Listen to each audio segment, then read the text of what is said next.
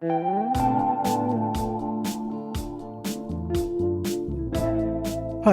I'm Gregg LeFevre, and this is The Compulsive Storyteller, a series of short, personal, true stories where we explore the idea that truth can be stranger than fiction.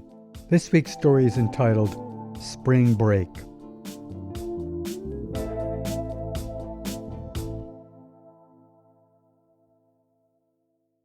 Spring Break. Most of the St. Lawrence University ski team had washed out of Ivy League schools and ended up here on ski scholarships, and the school was happy to have them. They were a bunch of out-of-control, foolhardy, risk-taking preppies. And yet, I dearly wanted to join the team. Today, they're going to ski down the 40-meter ski jump at Lake Placid. The highest point of the jump is called the starting platform. The chute they ski down is called the in-run, which terminates into an up-curved section called the takeoff table. Then comes the finish area where jumpers land, followed by the braking zone, and finally the outrun area where they come to a stop. Normally one would put on specialized jumping skis, but they're going to go for it in their regular downhill skis. They enter the starting platform at the top of the jump as a pack instead of a line, and a couple of them are even going to go down the in-run side by side, a move that is completely crazy. There are just 2 ski tracks in the snow on the in-run, so they each have only one ski in the track and the other in the untouched snow on either side of it. They jump together and succeed in landing together just before they make a big sweeping turn to come to a stop on the outrun, receiving wild applause from their teammates. Other team members launch themselves one after another, with only a few feet in between. So if anyone takes a fall as they land, they might get hit by the next skier jumping at their heels, which could easily result in a catastrophic collision.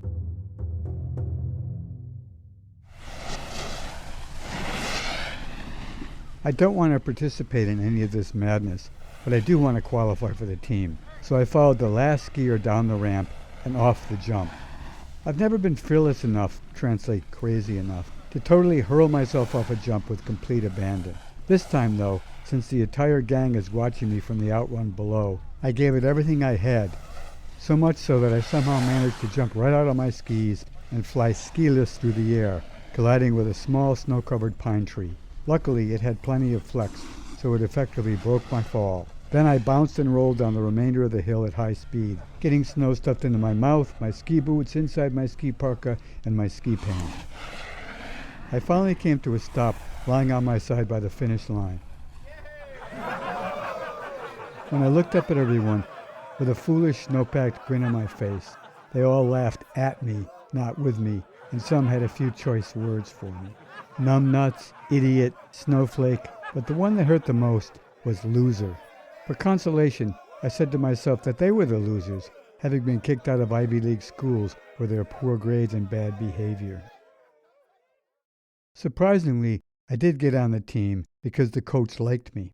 He went to public school just like I did, and probably deep down didn't care much for the other team's privileged backgrounds and spoiled ethos. Once I was on the team, we headed out every week for another winter weekend. Back in those days, many New England snowbelt colleges had a tradition of hosting other schools' students for a weekend of winter activities, including ski competitions. I think there were 20 in all, happening every weekend until spring break, when the last of the snow disappeared. We left for a winter weekend each Friday morning and returned to campus late Sunday night. Being on the ski team didn't do much for our grade point averages, and given the ski team's crazy antics, almost every weekend there were wild parties, usual drinking, and inevitably some sort of scandal. I tried to avoid most of it, hence reinforcing my reputation as a loser. The best known and craziest member of our ski team was from an old industrialist family in the Midwest. He'd gone to Harvard University like many generations of his family before him. His nickname was Mac, as in McCormick. He was, of course, kicked out of Harvard for bad behavior and poor grades. Once, while skiing totally drunk in a giant slalom race at Whiteface Mountain, he managed to leave the course unnoticed, cut through some woods and a ravine, and re-enter the course, again undetected, to win the race. He was so drunk that during the award ceremony, he passed out cold. This series of feats sealed his reputation with his teammates forever. After his days on the ski team, he broke the world downhill speed record in the Andes Mountains, skiing at 122 miles per hour.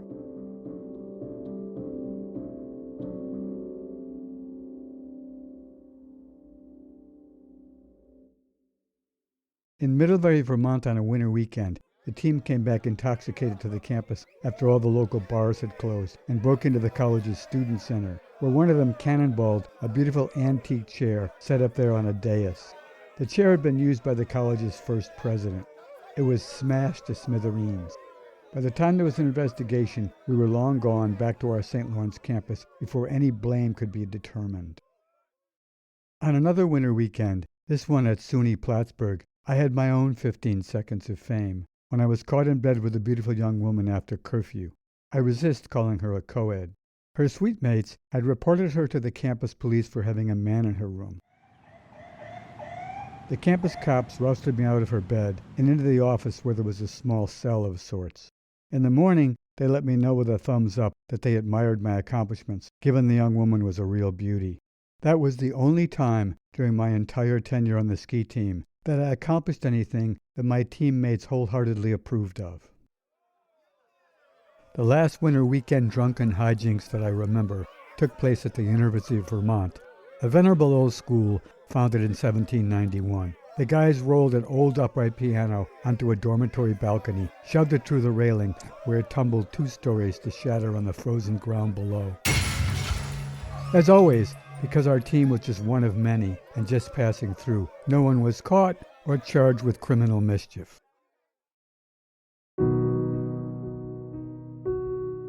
Our final winter weekend came just before spring break. There was still some snow left high in the mountains, and the team was having a last practice there on what was called corn snow, a layer of pellets of remelted snow. The guys were skiing at breakneck speeds, some with their shirts off, down one of the last remaining fingers of snow, with green pastures along both sides. I was at the back of the pack, and at one juncture where the snowpath forked, they all careened one way, and I went the other. I was completely done with all the manic activity of the team, and it was a pleasure skiing alone down this long finger of snow. Maybe it was metaphorical, but the finger got narrower and narrower until I had to ski to a stop at the point at which it ended. Then I took off my skis and walked down the rest of the long, steep, grassy slope. Everyone on the team was upset with me because they had to wait. As I sat on the bus on the trip back to the campus, I had a couple of realizations. Firstly, I'd reached my limit with the childish sophomoric behavior of my teammates.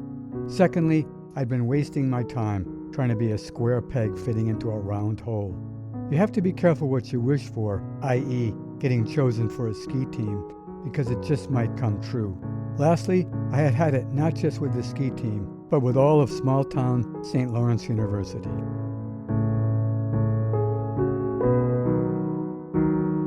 The next term, I headed for Boston University, where I was much happier, even though, of course, they didn't have much of a ski team. In the end, that last run, going solo down the long finger of snow, was the last time I ever put on a pair of skis.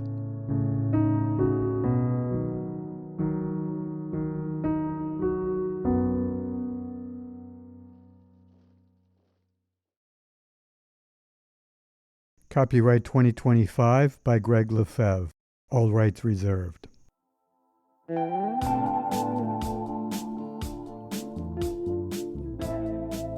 If you enjoyed this week's episode, let us know. You can find us on Instagram and Facebook at The Compulsive Storyteller, and we'd love to hear from you. This podcast is independently produced, so we really appreciate all your help and support. Share the show with your friends, subscribe on Apple, Spotify, or wherever you get your podcasts, and please leave a review. You can also check out our website, thecompulsivestoryteller.com, for more information. Thanks for listening, and if you didn't like this one, the next one will be another story.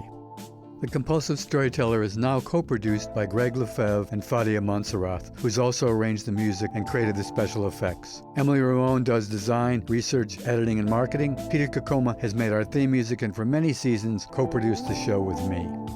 All characters and events portrayed in this podcast are based on my truth, with some names and facts changed for privacy. The conversations and dialogues are based on my best memory, but are not word-for-word recreations.